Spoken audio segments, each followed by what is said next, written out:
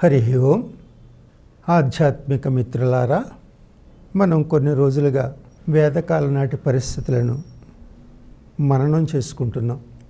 సామాజిక విషయాలైతేనేమి, మహాత్ముల జీవితాల గురించి అయితేనేమి, సృష్టి క్రమ వికాసానికి సహకరించిన ప్రతి దాన్ని కూడా మనం చర్చించుకుంటూ ముందుకు వెడుతున్నాం.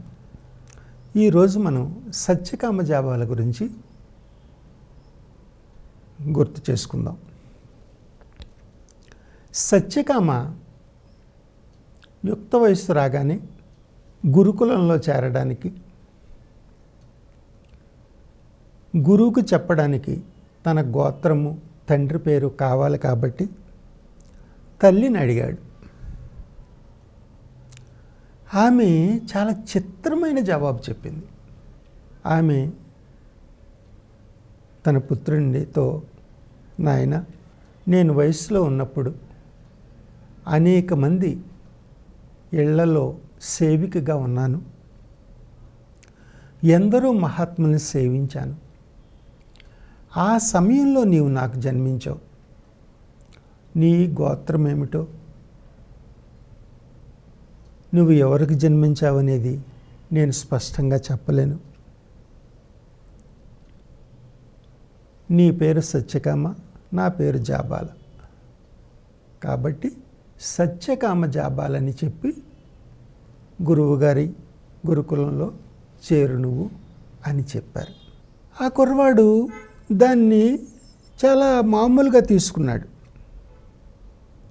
అంతేకాకుండా తల్లి చెప్పిన సరళమైన మాటల్లో చెప్పినటువంటి దాన్ని అతను కూడా సున్నితంగా తీసుకుని హరిద్ర గౌతమ ముని ఆశ్రమంలోకి వెళ్ళి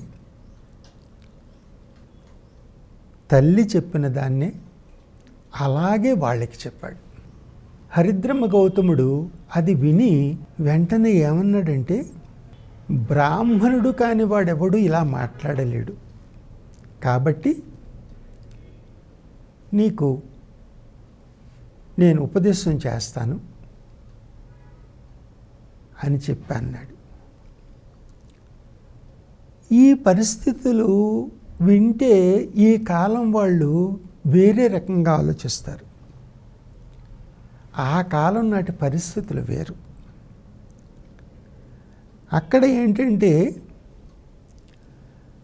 బ్రహ్మజ్ఞానాన్ని బోధించేటటువంటి వారి వంశంలో కానీ, క్షాత్ర ధర్మాన్ని పాటించేటటువంటి వాళ్ళ వంశంలో కానీ ఆ స్త్రీలు ఆ యోగ్యత గల బిడ్డలు జన్మించే ఒక కొన్ని ప్రత్యేక సమయాల్లోనే వారు భర్తను కలిసేవారు. భర్తను కలిసిన తర్వాత కూడా వాళ్ళు గర్భిణి అని తెలిసిన తర్వాత పుత్రుడు జన్మించి వాడు మళ్ళీ విద్యాధ్యయనం వైపు వెళ్ళే వరకు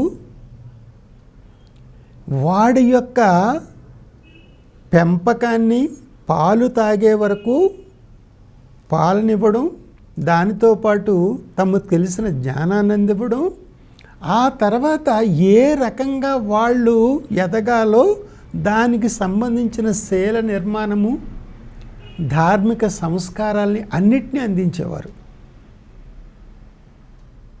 అంతేకాక వాళ్ళు వారికి ఇష్టం లేకుండా భర్తతో కూడా కలిసేవారు కాదు. ఆ స్వేచ్ఛ వారికి ఉండేది. కానీ అంత సంయమన, అంత నియమనిష్టలు మరి ఆ కార్యక్రమాల్లో ఉండి ఆ పని ఒత్తిడిలో ఉన్నటువంటి వాళ్ళకి లేవు. కాబట్టి వాళ్ళు తమకు సేవిస్తున్నటువంటి సేవికుల ద్వారా కలిసినప్పుడు సత్యకామ లాంటి వాళ్ళు జన్మించడం జరిగేది. వాళ్ళు ఏది దాచుకునేవారు కాదు, ఉన్న వాస్తవాన్ని చెప్పేవారు. అక్కడ లోపం వీళ్ళది కాదని తెలిసిన గురువులు వాళ్ళ జన్మను చూసేవారు కాదు. ఎవరి ద్వారా జన్మించారు, చూసేవారు కాదు, కానీ వాళ్ళ యొక్క సంస్కారాలను చూసేవారు, వాళ్ళ కర్మల్ని అధ్యయనం చేసేవారు. ఆ రకంగా హరిద్రమ ముని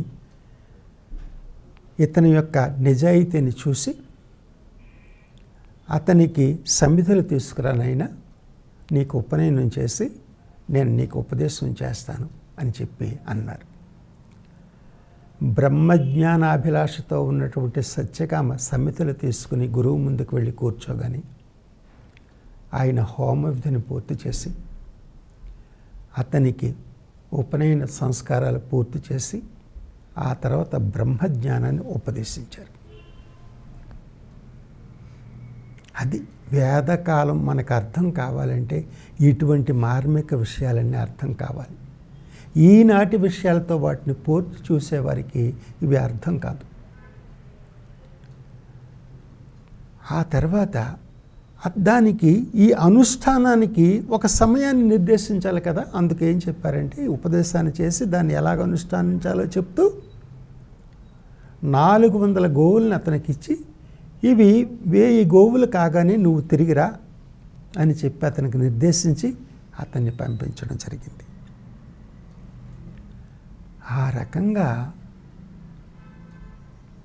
అతను ఒక గోవుల్ని తీసుకుని ఆ గోసేవ చేసుకుంటూ గురువుగారు ఇచ్చిన అనుష్ఠానాన్ని, ఆ ఉపదేశం ద్వారా పొందిన అనుష్ఠానాన్ని ఆచరిస్తూ ఆ వనాల్లో జీవిస్తూ ఉన్నాడు.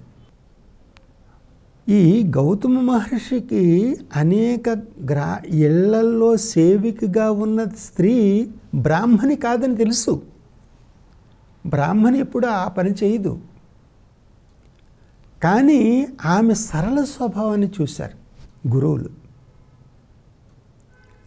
ఆ బిడ్డ యొక్క అమాయకత్వాన్ని, వాడి యొక్క నిజాయితీని గుర్తించారు. అందుకే బ్రహ్మజ్ఞానాన్ని ఇవ్వగలిగారు వారు. ఆ కాలంలో కులమని, మతమని వేరు ఏ భావాలు లేవు. ఉచ్చ నీచాలు అనేటటువంటివి ఇటువంటివన్నీ కూడా ఆ కర్మలను అనుసరించే ఉంటాయి తప్ప జన్మను అనుసరించి ఉండవు. ఆ విషయాన్ని స్పష్టంగా చెప్పారు. కేవలం వీరే కాకుండా శంకరుడు, హంసుడు, శివుడు మొదలైనటువంటి వాళ్ళు వచ్చి సత్యకామ జాబాలకి అనేక ఉపదేశాలు చేశారు. చూడండి ఆ కాలం ఎంత దివ్యమైనటువంటి ఇదో. అసలు లోపాల వైపు వాళ్ళ దృష్టి వెళ్ళేది కాదు. అక్కడ జరిగిన సంఘటనని ఎలా జరిగిందో దాన్ని అవగాహన చేసుకుని దాన్ని సరైన దిశలో తీసుకెళ్ళడమే.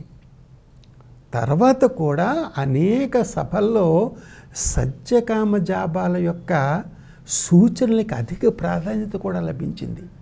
అంత ఔన్నత్యంతో వాళ్ళు జీవించారు కాబట్టి వేదకాలం నాటి ప్రతి పరిస్థితిని మనం వివరించుకుంటూ వస్తున్నాం. ఇది సమూలమైన వివరణ కాదు, అది లోతుగా ఉండేది. మనకి ఇబ్బందికరంగా ఉండకుండా సామాన్య అవగాహన కోసం మాత్రమే సున్నితమైన శబ్దాల్లో ఏ మంత్రాల్ని కూడా ఉపయోగించకుండా మన మూలం ఏంటో మనం విన్నదాన్ని మన పిల్లలకి చందమామ కథల్లా చెప్పుకున్నప్పుడు మన సంస్కృతి పట్ల వాళ్ళకి గౌరవం పెరుగుతుంది. దానికోసమని చేసేటటువంటి ఇది భారతీయత అనే లక్ష్యాన్ని మాత్రం మనం మర్చిపోకూడదు.